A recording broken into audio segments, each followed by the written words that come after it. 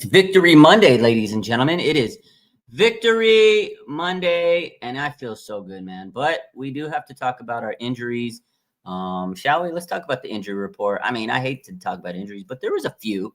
Not bad. Honestly, the injury report's not really bad compared to a couple other weeks. So what's up, ladies and gentlemen? Victory Monday. We talked about it all about an hour ago on Instagram, but we're here. I'm hyped up. You know, we shout out everybody that need to be shout out. We'll talk about it again. But let's talk about the injury report. Kyle Shanahan had a press conference, media call with the media, and he gave us some news. So Malik Mustafa is hopeful to be activated next week to practice. So the 49ers are planning to open the practice window for safety Malik Mustafa next week. They're hoping to do that next week. So that's good news.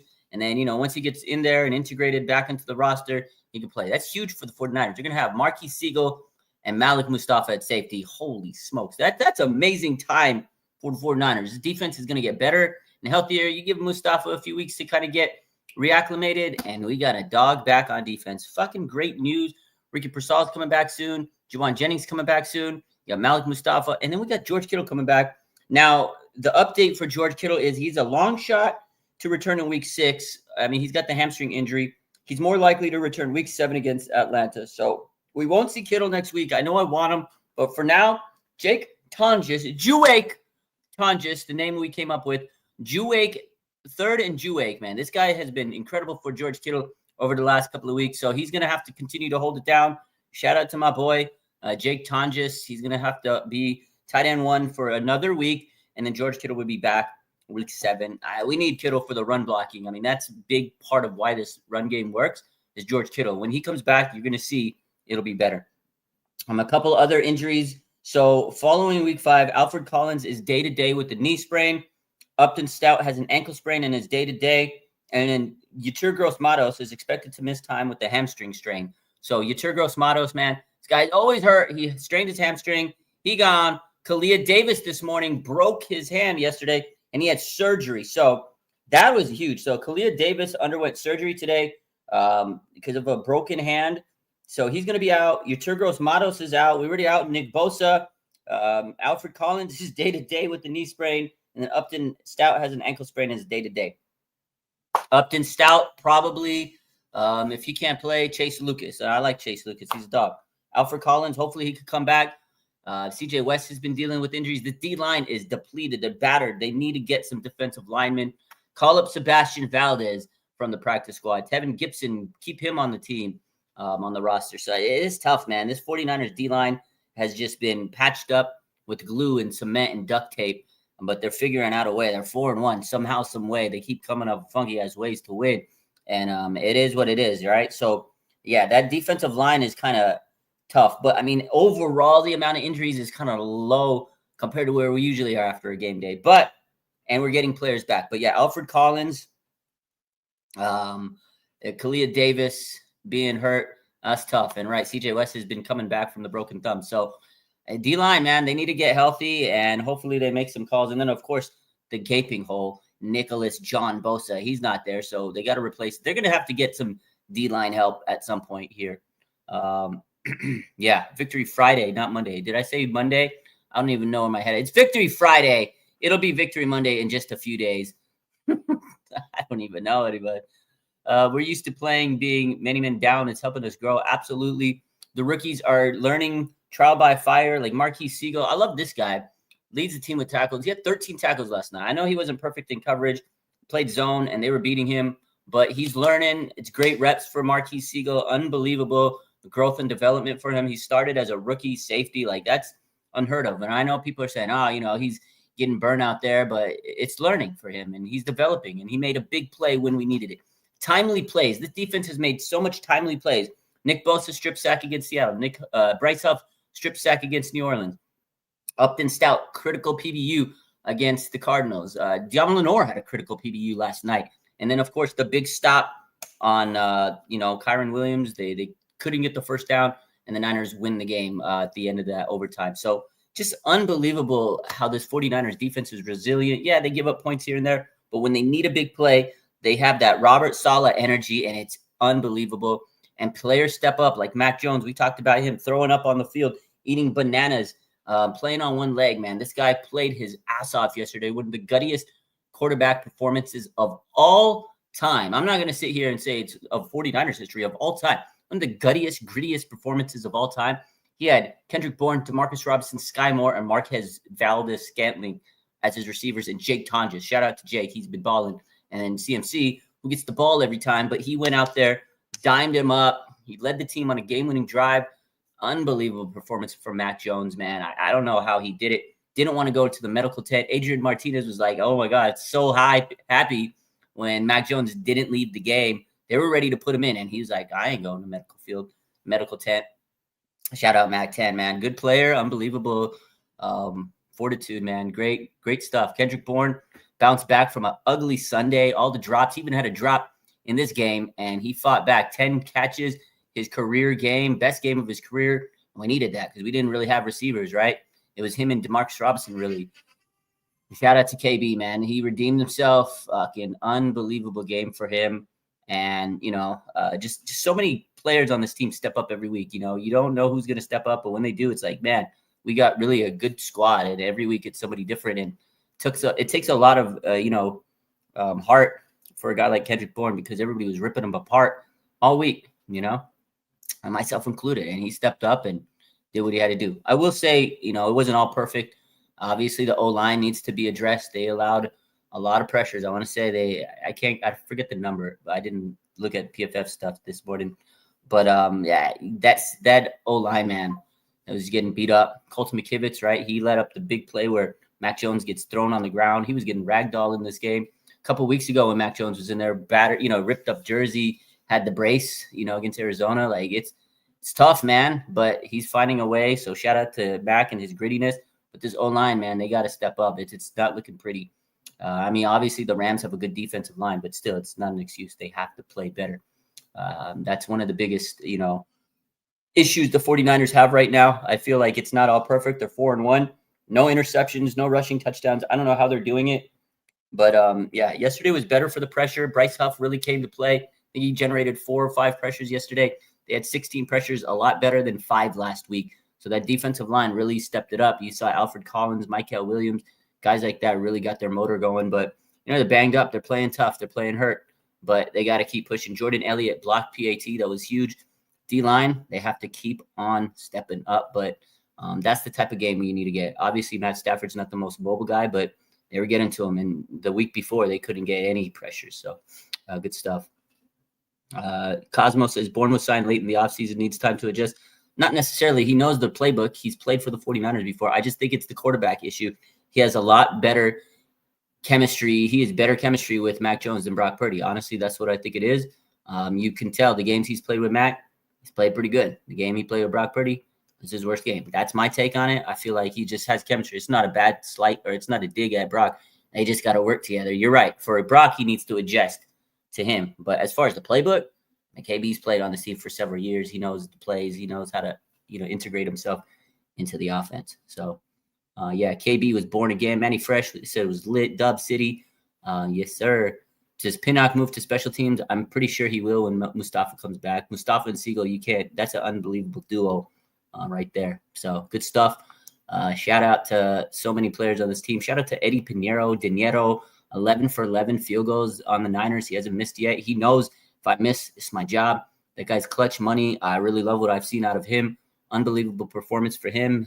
The guy's he's clutch, man. Eddie Pinheiro is amazing. That 59-yarder, wow, 59-yarder. Jake Moody would have, peed his pants, man, unfortunately. And, good guy that Jake Moody, but good guys need to hit. It doesn't matter if you're a great guy. You got to be able to do your job, and he couldn't do it. He was nervous. Stress got to him, the pressure. And Eddie Pinheiro, man, ice cold, ice veins, ice in his veins, and that's what we need. Steady Eddie, man, unbelievable kicker. That might be the biggest move that the 49ers have done this offseason, or this season, not the offseason, because it was during the season.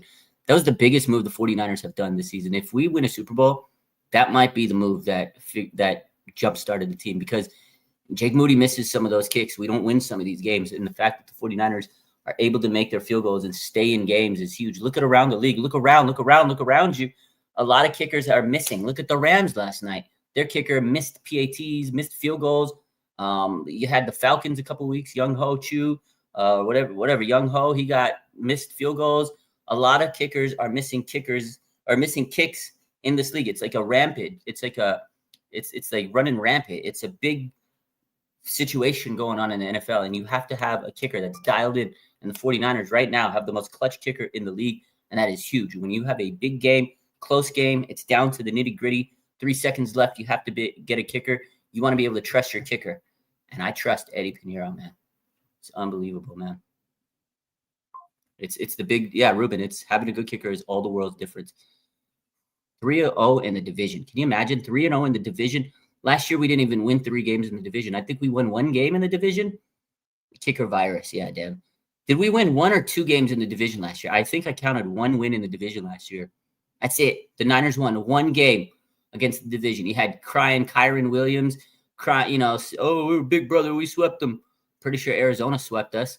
And the only team we beat was Seattle. We won 1 game in the division. We already won 3 games this season, man. It's unbelievable how the 49ers have just turned it around this year. We would have lost a lot of these games last year. These close games, we would have lost them. We found ways to lose because the defense wasn't making timely plays. The difference is Nick Sorensen versus Robert Saleh. Nick Sorensen couldn't adjust. He couldn't figure it out. He couldn't make the big play. We couldn't stop the big play. We couldn't get that big play. This year, we're getting the big play every single week. Well, maybe not every week because we lost the game. We had too many mistakes against the Jaguars. We shot ourselves in the foot. But every week, we just been getting the big plays. And Fred Warner dropped 2 picks last week. Upton Stout got robbed on a PI last week. So we were there to make those big plays. We should have won that game. People said the refs were BS last night. Michael Williams. There was a lot of BS calls. But, hey, at the end of the day, the Niners found a way to win despite the BS calls. The calls are going to be shitty throughout the year. You got to understand that. But you got to find a way to push through it and, win games with the shitty calls. So. Yeah, tough crowd. What was that reporter on trying to ask Shanahan a question? That was so funny. We were talking about that earlier. He goes, "Hey, Kyle, there's a lot of Niner fans in the stands today."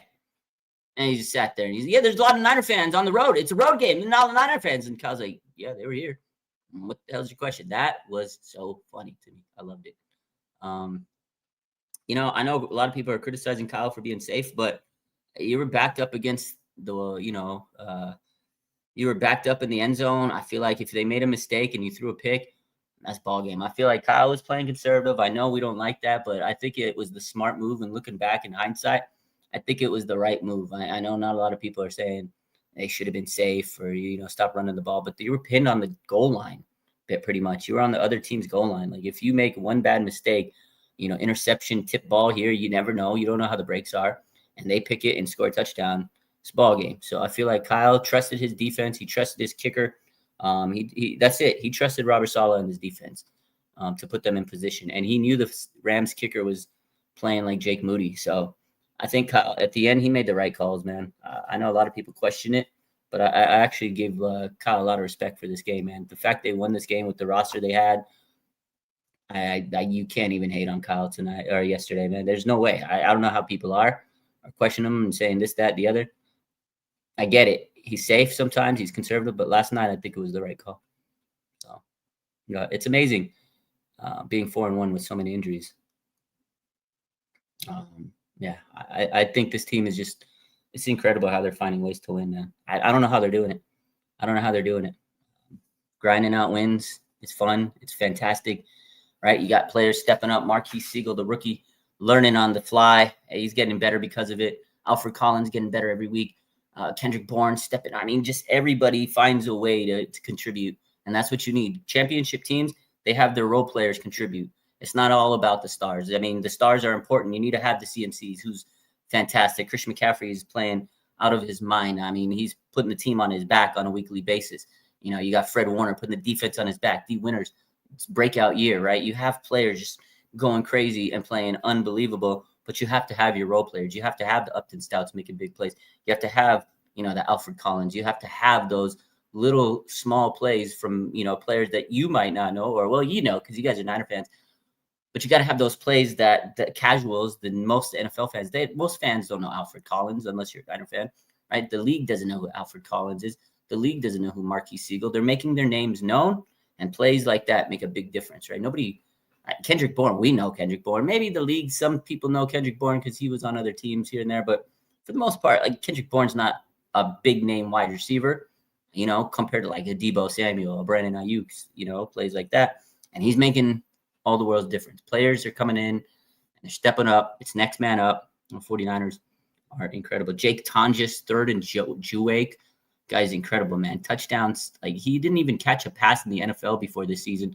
He's got 3 touchdowns this year. He's making clutch third down catches. Fucking Jake Tonjes, man. What a guy. He stepped up and filled his tight end role admirably. You got to give him respect, man. Yeah, they know Alfred Collins. Can I make a call to the banana? Fucking unbelievable. Did you see Mac Jones? He corrected the reporter. He's so funny, dude. He's so funny. He laughs at his own press conference, his own jokes. He's so funny to me. He said, the reporter's like, well, they said that you had 11 bananas. This reporter, these reporters are crazy. Like, can you imagine asking a pro athlete this question? They said you ate 11 bananas. Did you really eat 11 bananas? He's like, no, I ate 3. That's wrong. And he starts cracking up. He's like, cracking up, bro. I love Mac Jones. He's so funny, dude. The fact that he's correcting the reporters, and then the other week when he told the reporter about the interception, I threw it right to him. Good for him. He started laughing, bro. He's so diabolical. He just laughs at his own shit. He says stuff, and then he's like, plays it back in his mind. He's like, oh, that's funny, dude. That's hilarious. Mac Jones, man. Mac Jones is funny, bro. We didn't get a real update on Brock Purdy other than last night. Kyle Shanahan said he's week to week. The toe aggravated it. He got aggravated the toe. He's week to week. He didn't say anything yesterday because he talked about it last night. Brock Purdy, week to week, toe injury got worse. We'll see where we're at. We don't know exactly when he's coming back, week to week. But good stuff. Niners are 4-1. Despite all the injuries, they get an extra couple of days to rest. I'm happy. The injuries could have been worse.